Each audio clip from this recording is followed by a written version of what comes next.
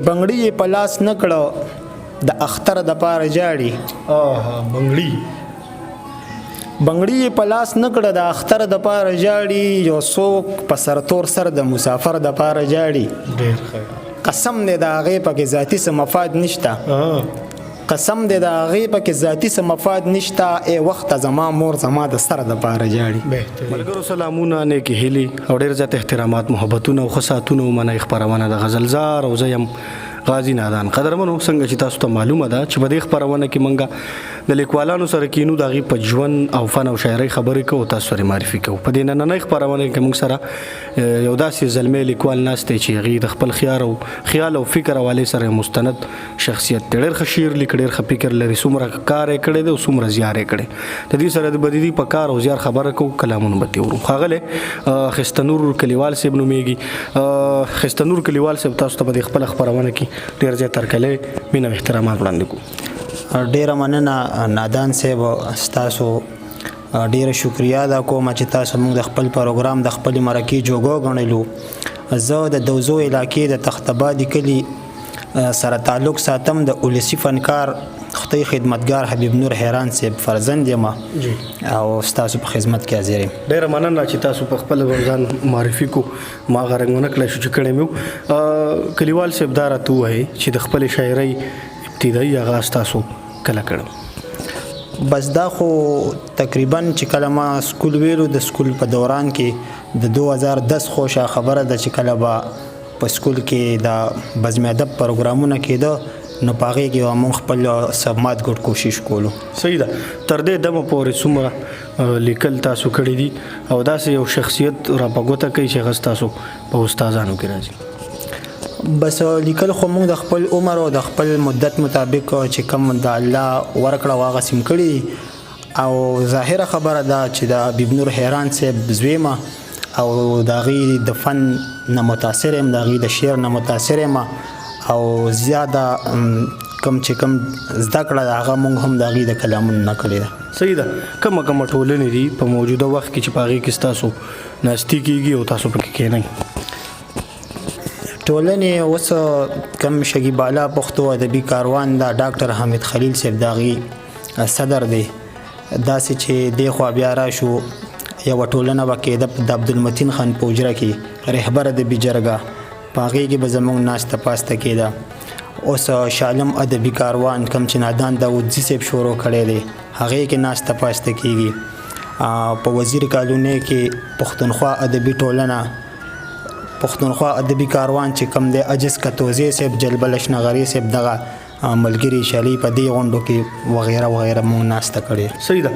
ډېره مننه خستنور کلیوال صاحب. خبرې خوند کوي او زړه م غواړي چې ډېرې خبرې وکړو، خو بس دا رسئ خپل اصول دي. زما چې کلامونه واورو نو دا به د خبرو نه ډېر مزه وکړي. ډېره مننه. د غزل سرنامه ده، مطلب د مسافرو د ډاډې ده چې خدایا دا څه وینمه ګوته مې په خوله نیولې، خدایا دا څه وینمه ګوته مې په خوله نیولې، یو انسان ځان وجني او بل ورته کیمره نیولې. مننه. خلک راټول دي په خپل منځ کې دا خبرې کوي، چارور وجلې دی په زور یې مرله نیولې، ستا ګاونډي د لږې مري ورکره رزق نشته، ستا ګاونډي د ورځې لږې مري ورکره رزق نشته، تا لس حجونه کړي هر کال دې روژه نیولې. مننه. ستا ګاونډي د لږې مري ورکره رزق نشته، تا لس حجونه کړي هر کال دې روژه نیولې. زمونږ حیا وساتې خدایه په پیسو خرڅېږو، زمونږ حیا وساتې خدایه په پیسو خرڅېږو، سرتورو پیغلو درته خدایا لوپټه نیولې. او چې دا ملنګ ړوند دی که نه دا خلک ټول لاندې دي، چې دا ملنګ ړوند دی که نه دا خلک ټول لاندې دي، د هغه سترګې نشته دوی ورته عینه نیولې. بهترین دی. مننه. خوري د رور دپاره خدای ته دعاګانې کوي، رور ظالم شوی دی په کور کې تیسه نیولې. ډېره مننه. او په پښتنو کې اتفاق، امن او مینه غواړي، په پښتنو کې اتفاق امن او مینه غواړي ستا ښایسته نور کلیوال دغه وظیفه نیولي. ډېر ښه ډېر ښه. بل کلام هم اورو ډېره مننه. بل کلام دی چې بنګړي یې په لاس نه کړه د اختر د پاره جاړي. بنګړي یې په لاس نه کړه د اختر د پاره جاړي، یو څوک په سرتور سر د مسافر د پاره جاړي. ډېر ښه. قسم دی د هغې پکې ذاتي څه مفاد نشته. قسم دی د هغې پکې ذاتي څه مفاد نشته. ای وخته زما مور زما د سر د پاره جاړي. بهترین. چې چا زما جړه باندې خندلې دي نادانه، تاسو ته دې ډالۍ وي. مننه.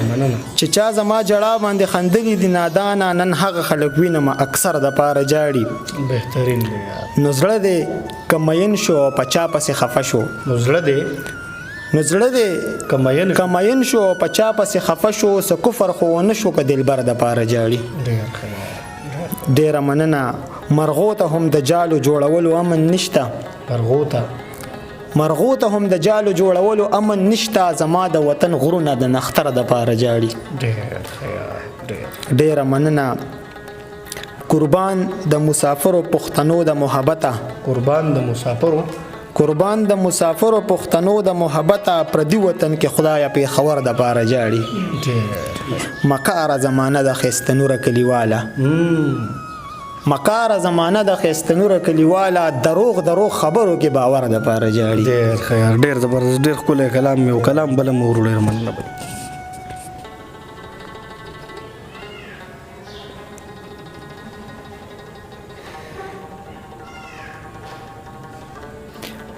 غزل دی چې د مینې حقیقت پورې ورشي.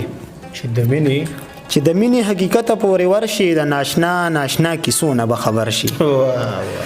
چې د مینې حقیقت پورې ورشي، د ناشنا کیسو نه به خبر شي. درته قدر به د خپل وطن معلوم شي. چې د خپل وطن کله مسافر شي. واقعي خبره ده. زه پښتون یم ستا مینت کولی نشم. زه پښتون یم ستا مینت کولی نشم، که په دې رانه هر څومره مرور شي. ته زما په شان د موره دعا واخله. ته زما په شان د موره دعا واخله، ته به هم زما په شانتې بختور شي. بهترین. ډېره مننه. عشق ته زما د اوښکو لایق نه یي. عشق ته زما د اوښکو لایق نه یي، که هر څومره د دردونو سمندر شي. عشق ته زما د اوښکو لایق نه یي، که هر څومره د دردونو سمندر شي. بیا به نوم د محبت په خوله وانخلي. یارانه کې چې کم ظرف باندې سر شي. او چې زه باد شم هر ورځ دې په مخ لګم. ته نختر شي یا ګورګوره پاس د غر شي. او مقصد چې ټول خواږه ځان سره یوسې ښایسته نوره. ټول خواږه ځان سره یوسې ښایسته نوره کلیواله چې د کلي نه بهر شي. ډېره مننه. یو کلام اخیره کې بل اورو. ډېره مننه. د غزل د مسافرو ته ډالۍ وي چې لکه د زړه د چا د تن نه جدا شوی یمه. لکه د زړه د چا د تن نه جدا شوی یمه، چې مسافر یمه وطن نه جدا شوی یمه. ګل په خزان کې پاڼې شي په ځمکه پروزي. شي په ځمکه پروزي. زه په سرلی کې د چمن نه جدا شوی یمه. ډېره مننه. او خدایه زما به پکې خیر وي. خدایه ډېر شکر دی. خدای زما به پکې خیر وي. خدای ډېر شکر دی. خدای خوشاله یم یو تن نه جدا شوی یم. ډېره مننه. درونو خویندو سترګې نه وینم په بل وطن کې. درونو خویندو سترګې نه وینم په بل وطن کې، لکه سحر د ماسخوتن نه جدا شوی یم. چې مسافر یم وطن نه جدا شوی یم. او د مالګې بارانونه دی رسا په ما وریږي. زخمی اډوکې یم سرمن نه جدا شوی یم. ډېره مننه. او د پښتون سر یم قربانۍ ته لایق نه یم پاتې. د پښتون سر یم قربانې ته لایق نه یم پاتې اختر مرازه بدن نه جدا شوی یم د بادشاهانو پروا نه کړم ښایسته نور کلیوال د بادشاهانو پروا نه کړم ښایسته نور کلیوال د ملنګانو د لمن نه جدا شوی یم. ډېر ښایسته نور کلیوال صاحب ډېره زیاته مننه. په اخره کې څه وړوکی غونډه کې پیغام لرئ ولس ته ډېر مننه.